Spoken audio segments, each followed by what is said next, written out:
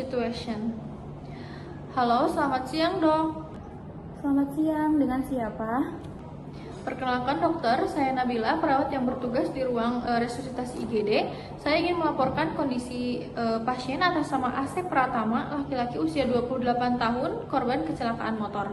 Alasan saya menghubungi dokter karena saat ini pasien mengalami sesak nafas, nyeri dada kanan, perdarahan aktif pada paha kanan, serta menunjukkan tanda-tanda shock sehingga memerlukan evaluasi dan penanganan segera. Baik, silakan lanjutkan. Selanjutnya untuk background, pasien datang sekitar 30 menit setelah kecelakaan.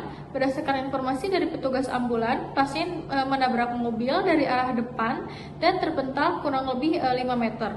Saat kejadian, pasien menggunakan helm. Menurut keluarga, pasien tidak memiliki riwayat hipertensi, diabetes mellitus maupun penyakit jantung. Tidak ada riwayat alergi obat yang diketahui. Selama perjalanan menuju rumah sakit, pasien hanya dilakukan imobilisasi tulang belakang dengan cervical collar dan penghentian perdarahan sementara. Selanjutnya, dari asesmen hasil pengkajian pasien, airway atau jalan napasnya paten, pasien masih mampu berbicara meskipun suara terdengar lemah.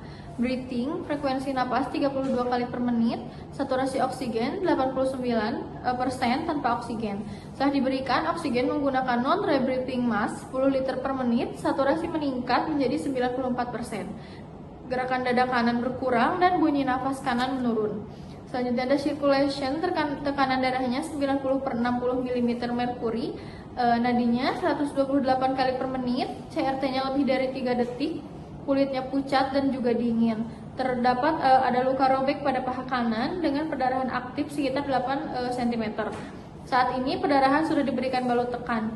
Untuk disability, GCS-nya I-nya ada 3, verbalnya 4, motoriknya 6, dengan total 13.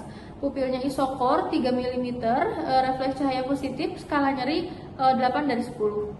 Exposure, terdapat luka lecet pada dada kanan dan lutut kiri. Ditemukan deformitas paha kanan yang mengarah pada fraktur femur.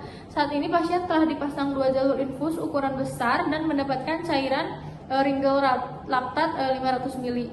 Baik, saya sudah memahami kondisi pasien.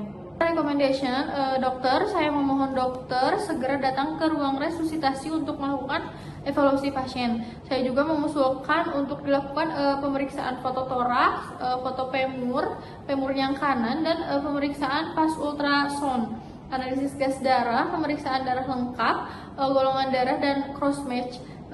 Karena pasien menunjukkan tanda-tanda shock ya dok, yaitu shock hipovolemik serta dicurigai mengalami trauma dada. Baik, saya segera menuju ruang resusitasi. Sementara itu, mohon melakukan beberapa tindakan. Pertahankan oksigen menggunakan non-rebreathing mask 10 hingga 15 liter per menit. Lanjutkan pemberian cairan ringer laktat secara cepat. Lakukan monitoring tekanan darah, nadi, respirasi, dan juga saturasi oksigen setiap 5 menit. Siapkan pemeriksaan laboratorium lengkap, analisis gas darah, golongan darah, dan cross match.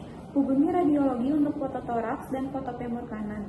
Siapkan flash ultrasound. Apabila hasil evaluasi mengarah pada hemotoraks atau pneumotoraks, siapkan alat pemasangan chest tube. Selanjutnya, konsultasikan pasien ke dokter bedah dan juga dokter ortopedi. Baik dokter, saya ulangi instruksi dokter ya. Yang pertama, mempertahankan oksigen menggunakan non-rebreathing mask 10-15 liter per menit. Lalu melanjutkan pemberian cairan ringel laktat secara cepat. Lalu ada monitoring tanda vital setiap 5 menit. Menyiapkan pemeriksaan laboratorium lengkap, analisis gas darah, golongan darah, dan cross match. Menyiapkan foto toraks, foto femur kanan, dan fast ultrasound. Menyiapkan pemasangan chest tube. Apabila ada indikasi, melakukan konsultasi ke dokter bedah dan ortopedi. Baik, apakah ada instruksi tambahan dokter? Tidak ada tambahan, saya akan segera menuju ruang resusitasi. Baik, kalau begitu terima kasih dok.